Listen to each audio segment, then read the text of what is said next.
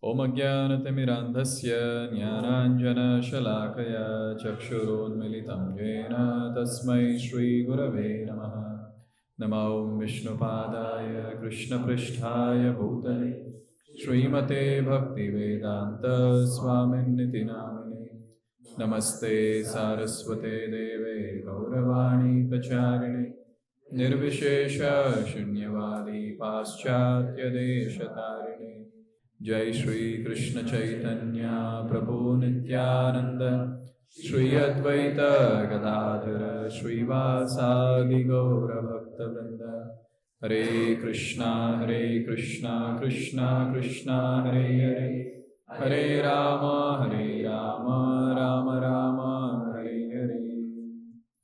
Gajendra's situation is very, very precarious. He has been caught by the crocodile. For 1,000 years, Gajendra has been fighting, and now he has realized, I cannot win. Mostly, I will die. He's sure about this now. And at that time, he realized when there's no shelter, there's only one shelter. When there's no shelter that helps in this material world, there's only one shelter, and that is Lord Sri Krishna. Immediately, he started offering prayers. And this is the first prayer that he's offering. He says, Om Namo Bhagavate Tasmai. First thing that he's saying is Om Namo Bhagavate.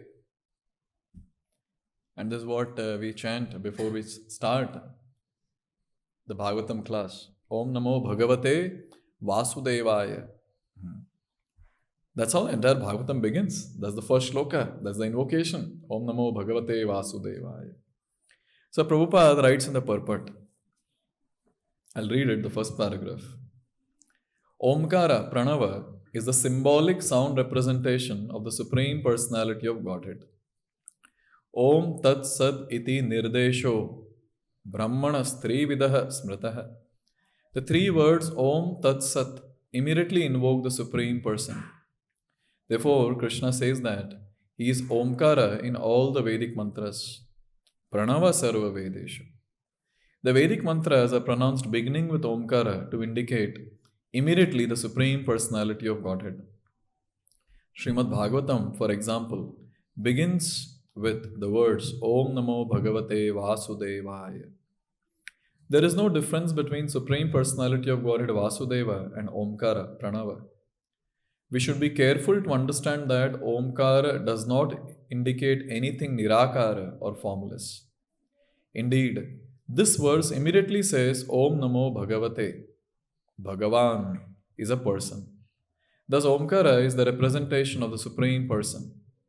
Omkara is not meant to be impersonal as the Mayavadi philosophers consider it to be. This is distinctly expressed here by the word Purushaya. The supreme truth addressed by Omkara is Purusha, the Supreme Person. He is not impersonal. Nowadays, there is a lot of craze about God being formless. I had gone to visit a doctor.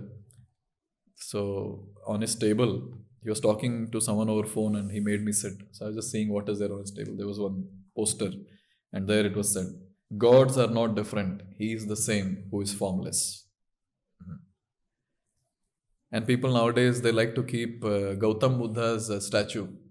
Yesterday also we went to some program and there it was kept, Gautam Buddha's statue. And we see, if we ask the question why, and you will see the answer. So God is formless, and here are the personalities who speak about. And why people want God to be formless? So that you don't do any service. No tension. God is formless. Anyway, सब जगह पे है. ना मंदिर जाने की जरूरत है, ना कुछ सोचने की जरूरत है. He's everywhere. He's everywhere. There's no need to render any service also. There's no need to spend money. There's no need to spend energy. It is just a way to escape and to continue doing one's own sense gratification. So Om is also one such thing. So people don't like to chant Hare Krishna Mahamantra and all that. I mean, the so-called modern advanced people. When you make them chant, oh, take it up and then bring it down. And people are very happy. They feel as if they've done something big. And when they see those people who chant Om, and when they see our devotees chanting Hare Krishna Mahamantra, Hare Krishna Hare Krishna, Ram Hare Ram Ram Ram Hare, वो हमें देख के agitate हो जाते हैं, क्या जब कर रहा है, what is he chanting? Because they chant Om in a very very rhythmic way, and they focus and whatever, breathe in and then chant Om and breathe out and all that. And our devotees in one breath 2-3 Mahamantras come out, 16 words. So in general, people like something that is formless. Some people who are think that they're very broad-minded. They think that considering only one God to be supreme is not proper. So people feel that they're broad-minded, but you know what? The ones who speak all this, they're just stupid and nothing else. There's no Shastric knowledge, that's what it means. So therefore, when people chant Om, they feel this is much more greater than any other Vedic hymn that is given. And it's a fact also in some way, Om is a Bij Akshara. It's a Bija, it's a seed. And it's very, very powerful. Very, very powerful. That small seed has the power to bring in something very big or bring out something very big in spiritual life. And Prabhupada himself is saying here, Krishna declares, Pranama Sarva Vedeshu. I am Pranama, I am Om. I am that Omkara.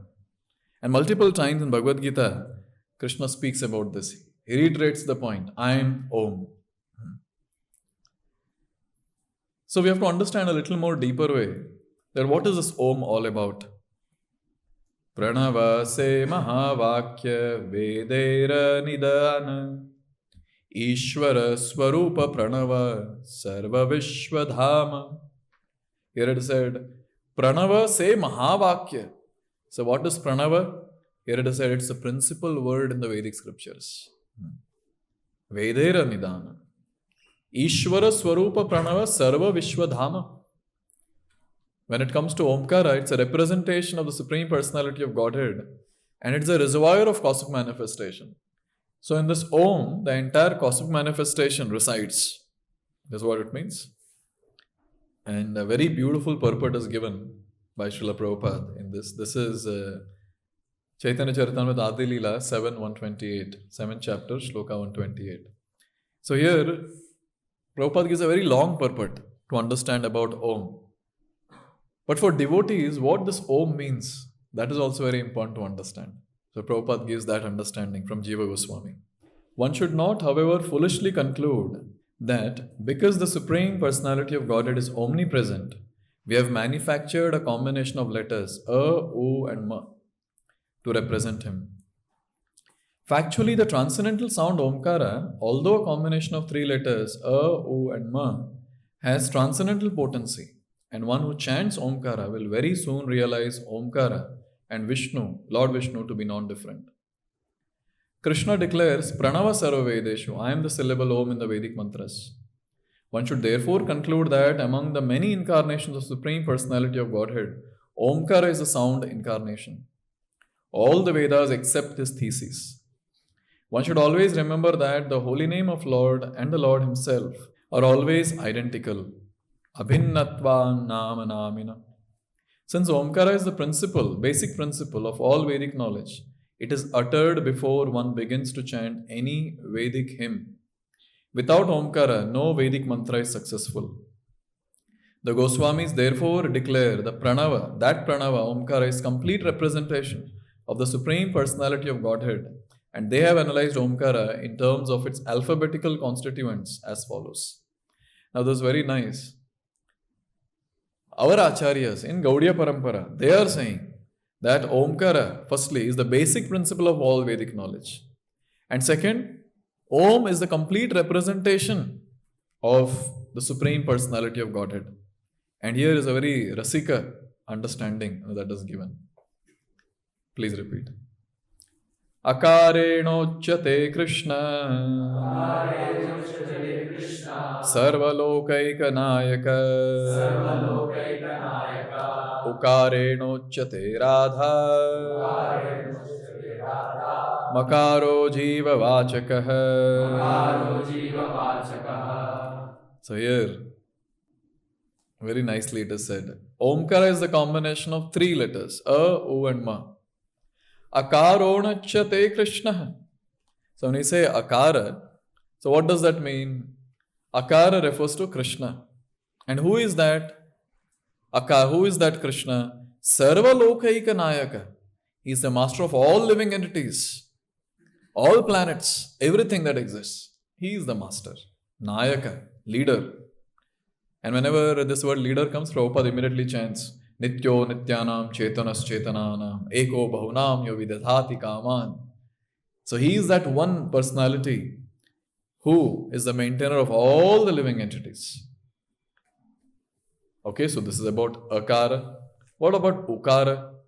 U indicates Srimati Radharani, the pleasure potency of Krishna. So when it comes to Gaudiyas, we worship Radha and Krishna together. And here, this is basically the commentary given by Jiva Goswami. And he is saying this, which Prabhupada is quoting here. So A is Krishna and U is Srimati Radharani. So what is Makara? Makara indicates living entities, the Jivas. Thus, Om is the complete combination of Krishna, his potency and his eternal servitors. Okay, for your information, Jiva Goswami is not writing from his mind. Suddenly, okay, kya likhu? Okay, Krishna. Ma, we have U, okay, chalo Radha. Okay. Ma, Jiva. If I'm not wrong, in one of the Upanishads and one of the Puranas, this description is given, which Jiva Goswami quotes, and that is quoted by Prabhupada here. So it's already there in Shastra. It's already there. So what else is given here? In other words, Omkara represents Krishna, his name, fame, pastimes, entourage, expansions, devotees, potencies, and everything else pertaining to him. As Chaitanya Mahaprabhu states in present verse of Sri Chaitanya Charitamrita, Sarva Vishwadhama, Omkara is the resting place of everything. Just as Krishna is the resting place of everything. Brahmano hi pratishtaham. So after hearing this, it's so wonderful. Omkara is the resting place of everything. Omkara is supreme. So why don't we chant Omkara only, all the time? Om.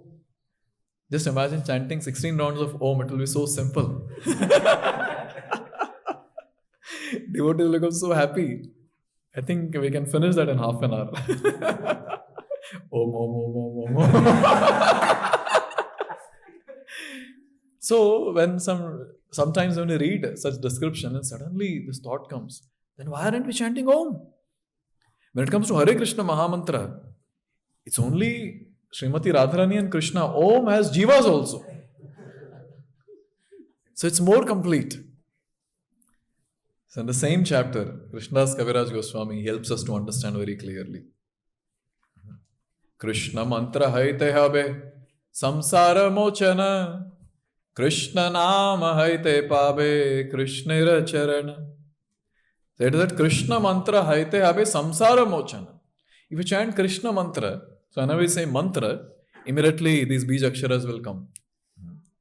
Om, Kleem and etc. So we're specifically discussing here about Om. So when you're chanting Om, max to max, what can happen with you? Samsara mochana. You can get freed from this material bondage. See, there are two things to note. One is the door of the material world opens. And second is the door of the spiritual world opens. Now when you chant Om, the door of the material world has opened. But spiritual world doors opened, not opened is a question. So imagine you're just out of the material world and somewhere in Brahma Jyoti hanging for some time. But what happens when you chant Krishna Naam? When you chant the holy names of Krishna, what happens? Krishna Nama Haite Pabe Krishnera Charana. We attain the lotus feet of the Lord when we chant Hare Krishna, Krishna Krishna, Hare Hare, Hare Ram, Ram Ram, Hare Hare. So Harinam is Golokira Premadhana. All the way the treasure coming from Goloka Vrindavan, specifically for us, so that we can attain the highest treasure, that is Krishna Prem. That is the more to serve Krishna all the time for his pleasure. So this is the glory of chanting Hare Krishna Mahamantra. Therefore, we shouldn't get bewildered when we hear some glories of the Bij Aksharas like Om and suddenly start thinking, then I'm not chanting. Don't worry. If you recite Srimad Bhagavatam, naturally there are Omkaras multiple times given. In fact, when we start Bhagavatam class, we chant Om. And here, Gajendra, he is very wonderfully, he begins with the auspicious prayers with the first word as Om. And after that, Gajendra is saying Om. And he says Namo Bhagavate. So he's glorifying the Lord. Whom is he offering obeisances to? Because he's looking up and he's offering.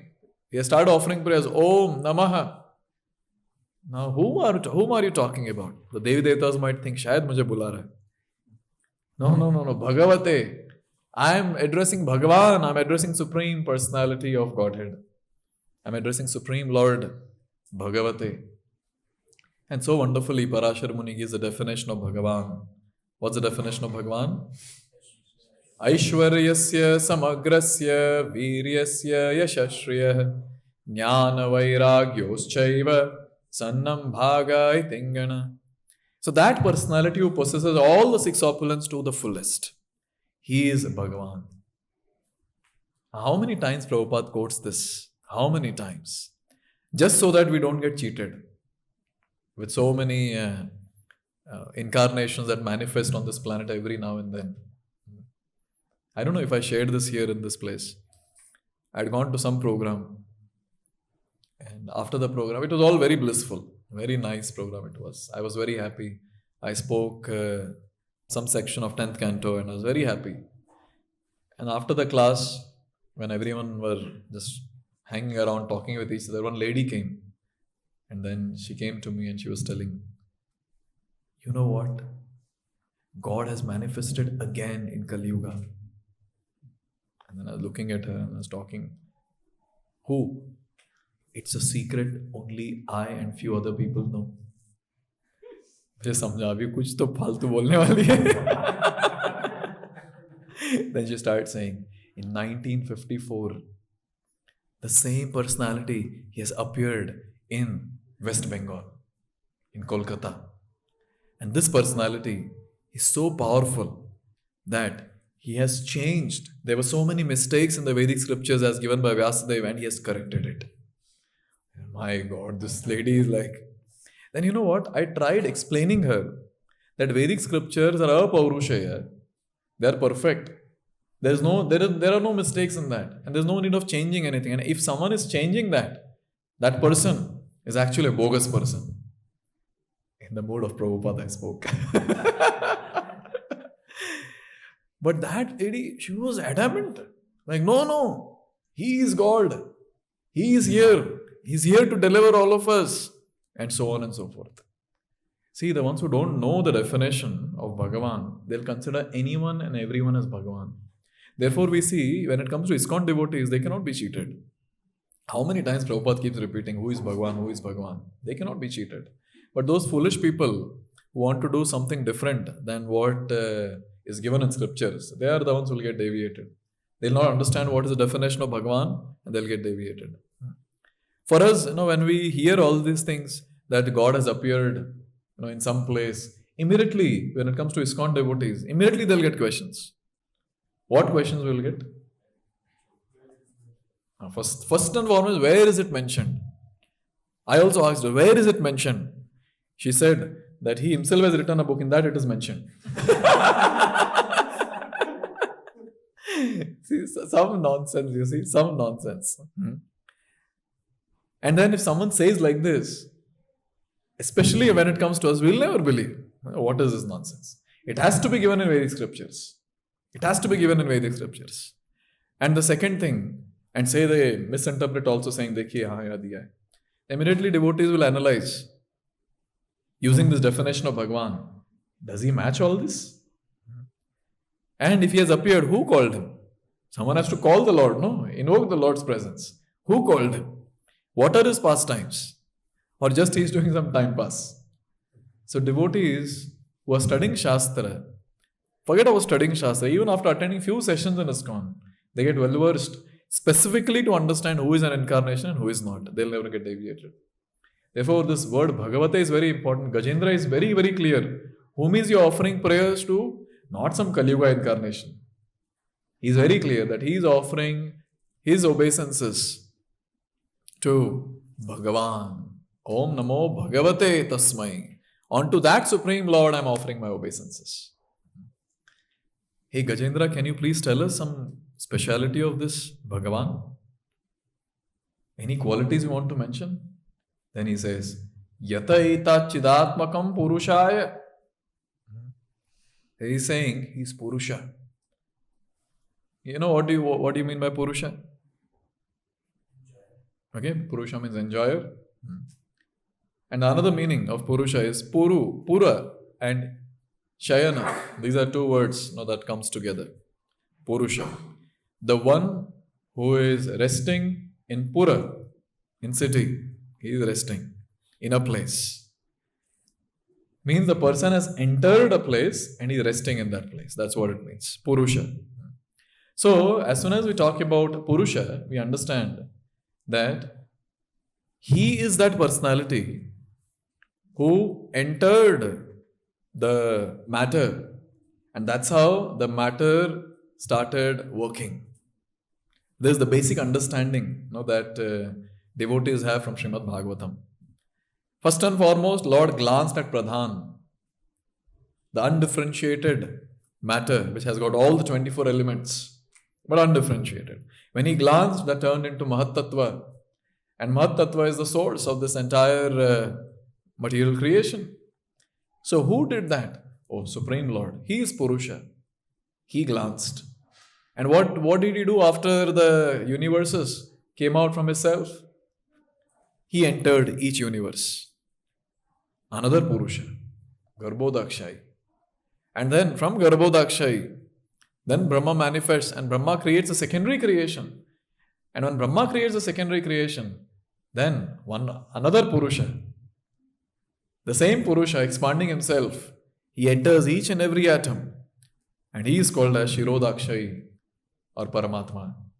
In this way, we understand that if Lord does not enter, if he does not enter certain thing, that thing cannot exist. A very, very important point to note. So if I hold some substance in my hand, say it has shape, it has some form, and I say, this is that substance. And if I ask the question, how is this substance remaining in its form? Obviously, those who are so-called scientific, they'll start telling this atoms, molecules, attraction, repulsion, whatever. But the point is, since the Lord has entered each and every atom, therefore the substance is there in its form. Now, as soon as Lord leaves the Paramanu, the atoms, you know what will happen? That particular entity will disappear. It cannot exist. Okay, a question. From Srimad Bhagavatam, the ones who have read second canto, the entire description of Virata is given. The form of the Lord, which is sort of imagination. Patal Lok are the feet and the head is Satya Lok and all that. But there a very important point is made.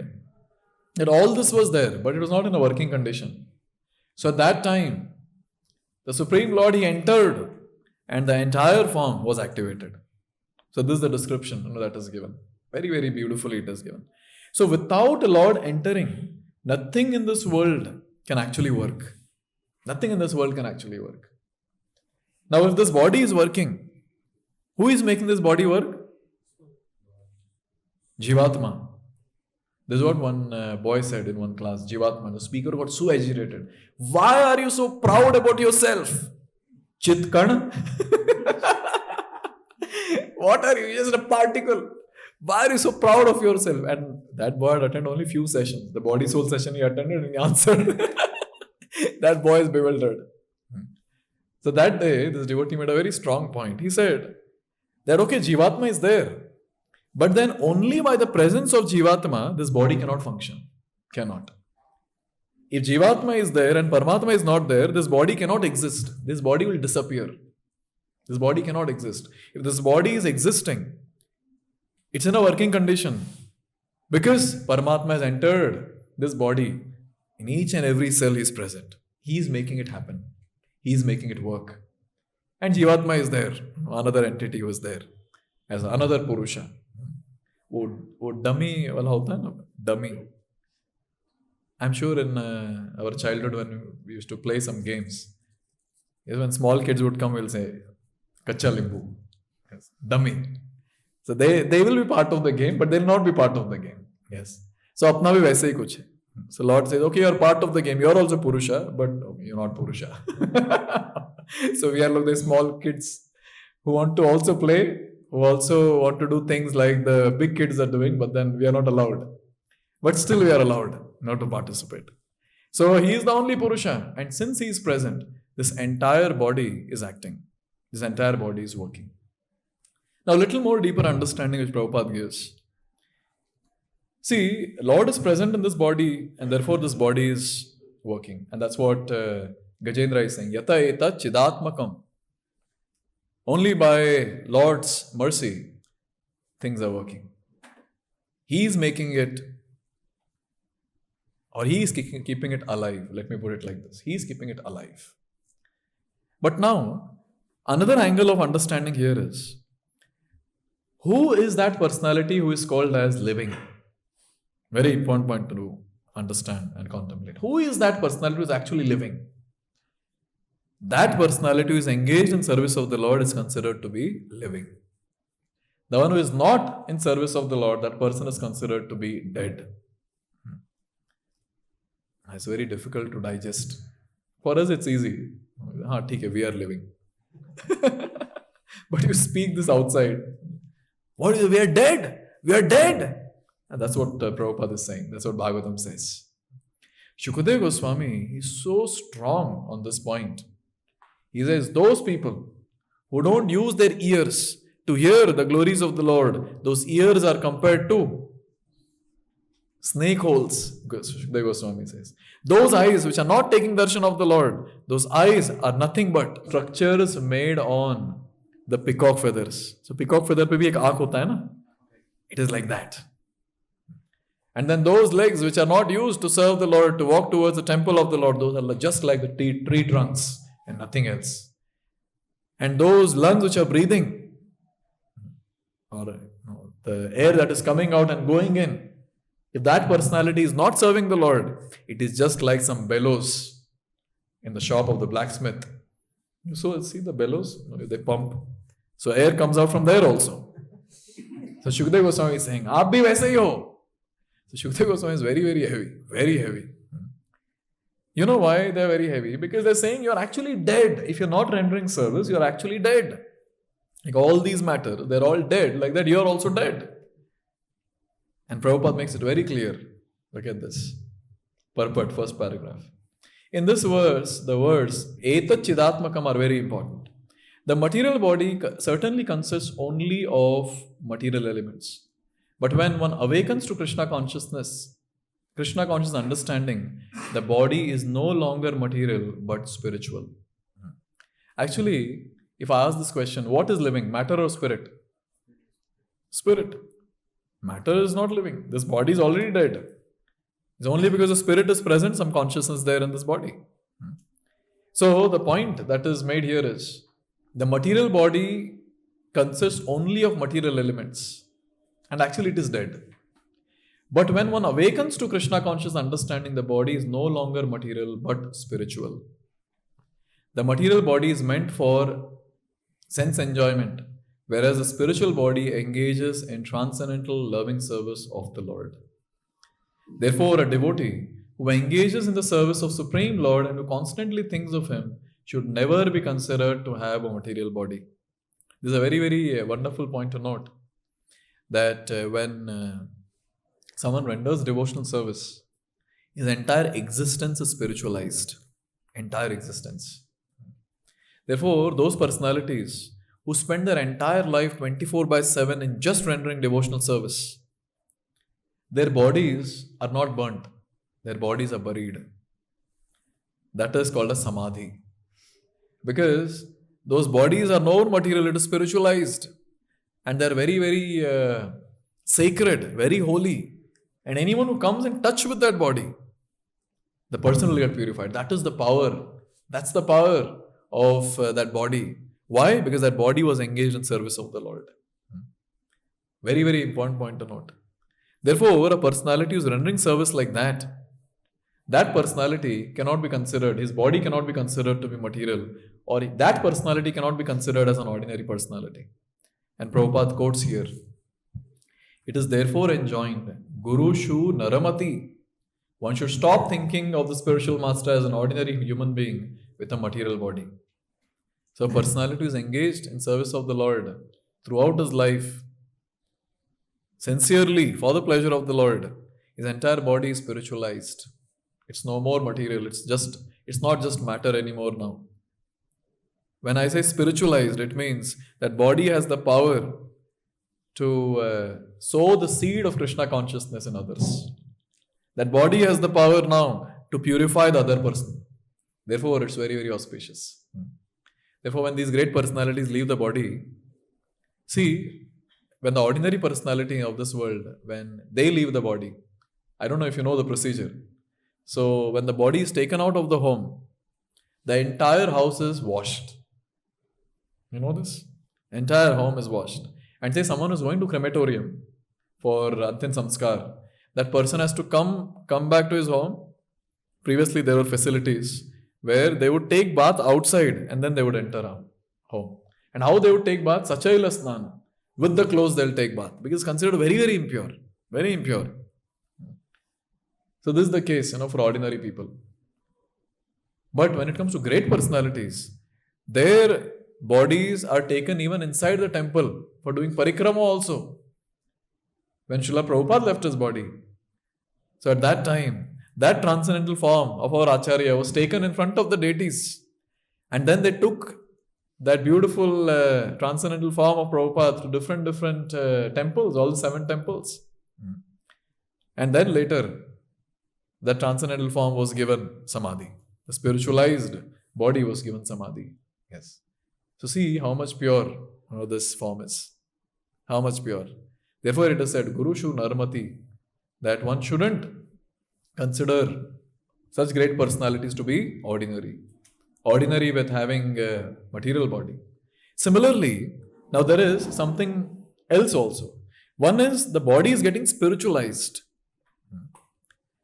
But then there is something which is actually spiritual. And what is that? Arche Vishnu Shiladhi. Everyone knows that the deity in the temple is made of stone. But to think that deity is merely stone is an offense. Similarly, to think that the body of the spiritual master consists of material ingredients is offensive. Atheists think that devotees foolishly worship a stone statue as God and an ordinary man as the Guru.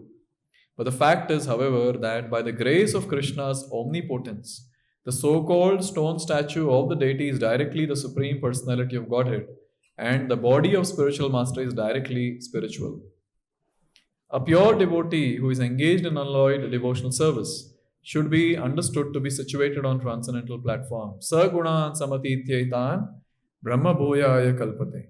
Let us therefore offer our obeisances unto the Supreme Personality of Godhead, by whose mercy so-called material things also become spiritual when they are engaged in spiritual activity. So this is the understanding that Prabhupada has given of the line Yata etat chidatmakam. See, when it comes to Archa Vigraha, it's a mere stone, no doubt. But then, when Pran Pratishtha is done, when the Lord is invoked, now that stone is no more a stone. It is Lord Himself. It's Lord Himself personally present to accept our service. This is the understanding that is given from the Vedic scriptures. Very, very important understanding. Before Pran Pratishtha, it can be considered as an ordinary stone. But since it is carved, the way it is mentioned in Shastra, for devotees, even at that time it's not an ordinary stone. When they see the deity, they immediately pay the obeisance. Immediately. Srila Prabhupada was called to one place. Very giant businessman looks like.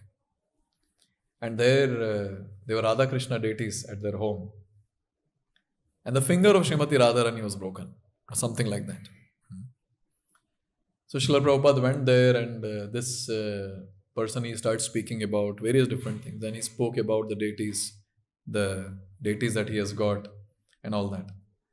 And Srila Prabhupada, he just told the disciple, take the deities to the car. And the deities were taken to the car. And the owner of the house, he's saying, Swamiji, what are you doing? Swamiji, what are you doing? And Prabhupada took the deities, in the car. And Prabhupada sat in the car and he just left. He just left. And after going to some distance, Prabhupada asked the disciple to stop the car. And then Prabhupada opens up the box to see the deities and he offers obeisances to the deities. Now the deities are not still installed. But then here a very important point to note is that this pure devotee, he is looking at the deities who are still not installed. Still Pran Pratishtha is not done. But he's offering his obeisances. Because pure devotees can see the Lord's presence in that beautiful form. And what to talk about when that form is installed properly through the Vedic rituals, in the presence of all the devotees, chanting the holy names, crying out to the Lord, please come, please manifest, please accept our service. These are the services that we'll offer to you, please come. And naturally, Lord is obliged, He comes. He comes in that form to accept our service. Therefore, deities are not considered to be ordinary. They are not mere stone or mere metal or wood for us. It is Lord Himself for us. There is no difference between the Lord and the deity. It is completely spiritual, even when it is made up of material elements. Now, this is Shastra Chakshu.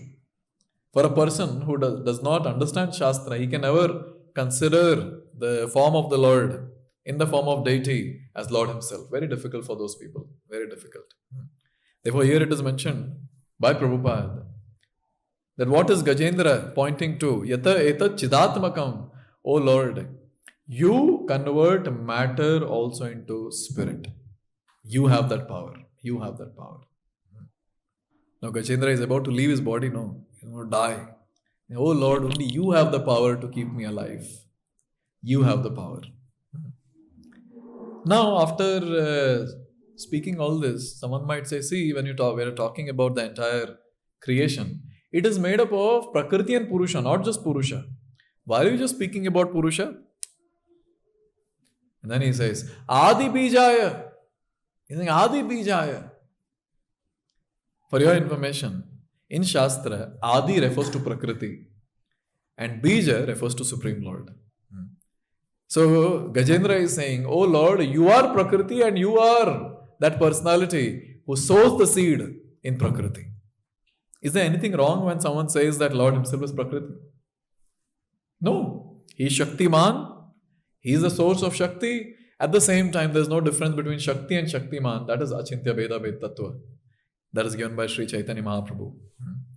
So, we understand very clearly that when it comes to the Lord and His energies, they are non-separable. They are non-separable. Therefore, when Shakti is also called as the Supreme Lord, there is no harm in that. There is nothing wrong in that. But worshipping Shakti independently of Shaktiman is a problem. When people say that Shakti is the only cause of the creation, then that is the problem. That is the problem. Otherwise, there is no problem as such. And here is very clear, oh Lord, You are that Adi Bijaya. You are both Prakriti and Your Purusha. Basically, He's saying, oh Lord, You are non-different from Your energies. That's the point. When the first time I heard about energies and the energetic, I was confused. So energy is different and energetic is different. And some place it is said that certain energies, specific energies are named by our acharyas. So they retain the form of the Lord. I was confused. What? Retain the form of the Lord? I thought Lord is independent. So what if the energy goes off? So I was really confused. When I was a newcomer initially, in the initial few months of Krishna consciousness. But then with time, the understanding became clear that there is no question of separating. And Prabhupada gives the example of fire. So when I say fire, immediately heat and light are together. Can I separate heat and light from the fire? There is no meaning to it. There is no meaning. Similarly, the Lord and His energies cannot be separated. And he is the same personality who sows the seed.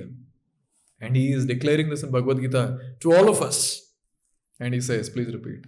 Sarvayonishu kaunteya सर्वयोनिषु Kaunteya Murtaya sambhavantiya मूर्तया सम्भवन्ति यः Tasam brahma mahadyone तासां ब्रह्ममहद्योनिः Aham bija pradapita. अहं बीजप्रदपितः He's telling Arjun and to all of us, I am that seed giving father. There's no one independent of me. I am that seed giving father. Now see, someone might cross question Gajendra. Okay, I accept whatever you're saying. It's very nice. But you said Lord enters the bodies. But in the body, Jivatma is also there. So are you talking about Jivatma also? No. I'm not talking about Jivatma. I'm talking about, let's look at the shloka. Adi Bijaya, Paresha. I'm talking about Paresha, Paraisha. Who is this Paraisha? Prabhupada writes. First and foremost, Prabhupada says, he is that personality who is worshipped by even great personalities like Lord Shiva and Lord Brahma. He is that personality, great personality. And then he has a point to make. Unless he is a person, how can he control the great stalwart controllers of this universe? If he is not a person, how can he control other persons of this universe? So Lord is that personality who is worshipped by even great personalities like Brahma and Shiva. Therefore, in Srimad Bhagavatam 11th canto, chapter 5, very beautifully it is described. Deyam sada paribhavagnam abhishtadoham tirthaspadam shiva virinchinutam sharanyam Vrityartihan pranatapala bhavabdhipotam Vande Mahapurushate Charanaravindam. So here comes Shiva Virinchi Nutam. Prabhupada quotes the Shiva Virinchi Nutam. Even Lord Shiva and Brahma are offering prayers. They are offering their obeisances. This is the point that is made very beautifully. So who is this personality? He is not some ordinary living entity in the body. He is Supreme Lord who is the controller of Lord Shiva and Lord Brahma. So can any other living entity control Lord Brahma and Shiva? And the answer is no. Liberated entities? No. Even liberated entities cannot do this. They cannot. So be it conditioned living entities or liberated living entities, Lord is much, much greater than them in all the possible ways. This fact is established in Bhagavad Gita also in various different ways. Kshara and Akshara, that is liberated entities and the ones who are conditioned. Lord is supreme to both of them. And this understanding is very, very important for all the sadhakas like us, because we'll never mistake any conditioned soul to be the same Supreme Personality of Godhead, including the Guru. Yes, even the spiritual master, he is worshipped or he is given the respect as that of Krishna, but he is not Krishna. He is not. Yes. And that Guru who says, I am Krishna, he should be beaten, according to Prabhupada. He should be beaten black and blue. Because Lord is black and blue, so make him black and blue. So after speaking all this, see the last word that Gajendra is saying, Abhidhimahi, I meditate. So what is he meditating? He is offering obeisances in his meditation.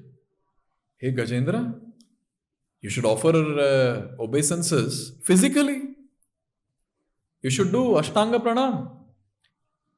In Ashtanga Pranam, there are 8 limbs which are offered to the Lord, starting with the feet, chest, hands, one's forehead, and the 3 subtle things also. Mind, speech, yes. So when these are offered, so in this way, hey Gajendra, you should offer physically. But Gajendra is in a very difficult situation. Gajendra has been caught by a crocodile. And he's not in a position to offer obeisances physically. Same was the case with Bhishma. Bhishma Dev was lying on the bed of arrows. All the great personalities came there. Even Krishna came there. And it is said, Bhishma offered all of them nice reception. Now someone might ask, क्या दिए मधुपर्क? He offered मधुपर्क. आप लोग चाय समझेगा. Did he give chai to everyone? What did he give? How did he receive all the personalities there? Because the ways of receiving is you welcome them, you wash their feet, you wash their hands, give water to wash their mouth, then you give a refreshing drink.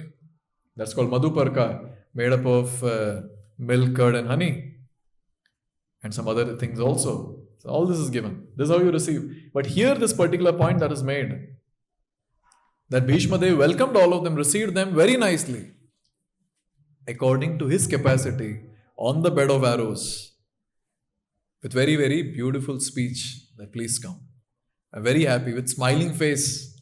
Can you imagine 3 arrows have gone across your forehead, and all the arrows are there throughout your body, it's paining, and then you still smile, and then you welcome everyone. Swagatam, Suswagatam. I'm very happy that you have come. You're very happy that you have come. Thank you for giving me your darshan. So Bhishma Dev is offering obeisances to all of them through his speech. Therefore, we understand one thing very clearly, that devotees, in every situation, whatever situation they are in, they'll not fail to render devotional service. They'll give their 100% even in that precarious situation. Very important point to meditate on. Very important point. Because all of us, we might go through some of the other situation in life. And in every situation, we have to remember personalities like Gajendra, Bhishma, how they're rendering services to the Lord, giving their 100%. See, when it comes to Srila Prabhupada,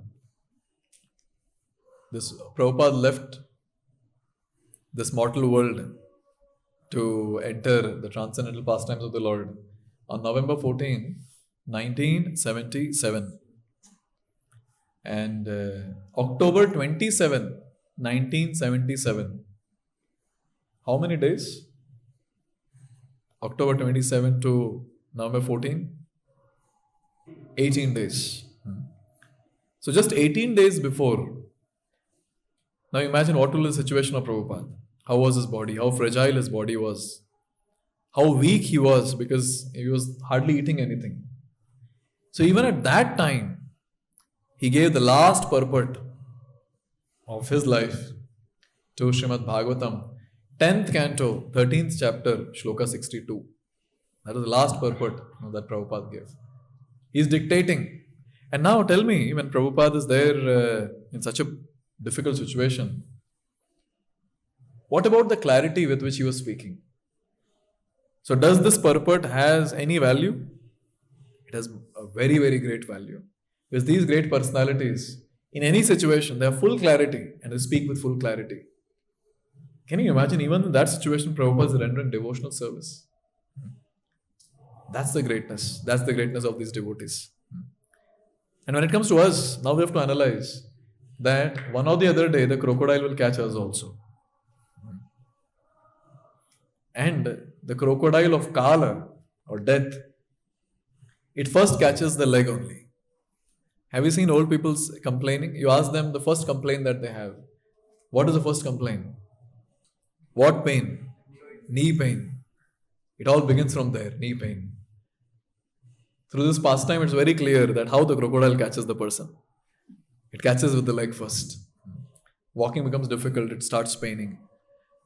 Now, there is a very important contemplation for sadhakas here. That when it comes to us, when we will be caught by the crocodile, so what are we going to do? This is what our Kolashekar Alvar is praying. He says, Krishna tvadiya pada pankaja panjarantam advaiva me vishatu manasa rajahamsah prana prayana samaye kafavata pittai kantavarodhana vido smaranam kutaste. Very beautiful shloka. Prabhupada would chant this very often, it seems. He'll keep repeating this shloka very often. So this shloka says, he's praying to the Lord, oh Lord, now I'm very healthy. Abhi utha lijiye. Abhi hum Bhagavatam class mein baithe hai. And we are trying to hear Srimad Bhagavatam, Gajendra's prayers. I'm speaking Srimad Bhagavatam. It's a very wonderful time. Sitting in the temple, utha lijiye abhi. This is the right time. But actually we cannot offer this prayer बहुत कुछ है करने के लिए, because we have so much of service to do. But this prayer is very important because he's telling us that in the healthy state it's very easy to remember Krishna. But here he is asking a question. When I'll be choked with kapha, pitta, vayu, oh Lord, smaranam kutaste, how will I be able to remember you? This is the question that he is asking. So one point, that is very important to note. If the practice is proper, if the person has worked really hard, when the person is in a healthy state, when the person is really caught by crocodile, at that time, the person will be able to offer nice devotional service even in that situation. Because many times people ask that when I'm going through a critical situation, how will I be able to render devotional service? You will not be able to render devotional service. But if you have rendered good, intense devotional service every day in the healthy state, because those times which are critical, those are like spikes. And our everyday life is the normal course of action. It goes on and on and on. So it's a straight line almost. And there's a spike in between. So what did you do during this time will determine what will you do during this time, during the time of spike. Therefore, in the healthy state, it's very important to render devotional service. Here, Gajendra's situation is so precarious, he's not able to offer physical obeisances. Can you imagine? Can you imagine he's not able to offer physical obeisances? One of our Acharya says, Manmana bhava madbhakto madhyaji mam namaskuru. If you're able to do the first three, Manmana, think about the Lord. Manmana bhava madbhakto, become Lord's devotee. Madhyaji, offer various paraphernalias to the Lord. But if you're not able to offer obeisances to the Lord, then your bhakti is not complete. Obeisance is given a lot of importance in scriptures. Even Bhagavad Gita, you count how many times Krishna is saying, pay obeisance to me. Count that and see. Multiple times Krishna has stressed this point. And it's the most simplest way of rendering devotional service. But there will be a time when we'll not be able to pay obeisances to the Lord. We'll not be able to pay. Like Gajendra's situation, we'll not be able to pay. And in that critical situation, what have we done in our healthy state? What sort of devotional service we have rendered? How much mercy we have amassed? What is the treasure of realizations that we have? And the taste that we have got in Krishna consciousness will determine what we'll be doing. Otherwise, very, very difficult. Very, very difficult. Therefore, all the devotees should contemplate, am I ready for that time when the crocodile is going to catch me? Gajendra was very strong. I think looking at crocodile only will die. Forget about crocodile catching us. Just by the thought that I'm going to become old and die, the person will just leave the body with heart attack or whatever. But Gajendra was very strong. He was able to fight. So am I ready for that fight is the question. And this fight, Prabhupada says, is not an ordinary fight. There's a fight with Maya. Because the devotee wants to become intense, but Maya will keep pulling the person down and down and down. Therefore, only when we're in the nice healthy state, I'm talking both body and mind. At that time, we should offer intense prayers. At that time, we should intensify our devotional service. Because remember, mind being healthy for a long time is not possible. Yes. Mind goes crazy at times, influenced by three modes of material nature. Somehow, when we are there in Sattva Guna, we should offer intense prayers to the Lord. Pray to the Lord, oh Lord, now I'm in a good state. Please help me. I want to go deep in bhakti. At that time, we'll be able to offer all that you have heard in Bhagavatam class. But when the mind goes into mode of passion and ignorance, very difficult, very difficult. Therefore, now all of us, specifically when we are there in Bhagavatam class, in the temple, attending various artis, somewhat our mind is in a healthy state, and say you're not affected by any disease, the body is also healthy. At that time, we should pay obeisance and offer prayers to the Lord. Oh Lord, I don't know when I will be in the state of Gajendra, what I'll be able to do at that time. Now I'm healthy, please accept my services. And please allow me to continue rendering intense devotional service. And by your mercy only, even in that critical situation, I'll be able to do something for your pleasure. Please empower me. So meditating on all these great personalities, we prepare for that time, the last phase of life, to remember the Supreme Lord and finally quit this body to enter the eternal pastimes of the Lord. Thank you very much. Hare Krishna. Srila Prabhupada ki jai. Jai.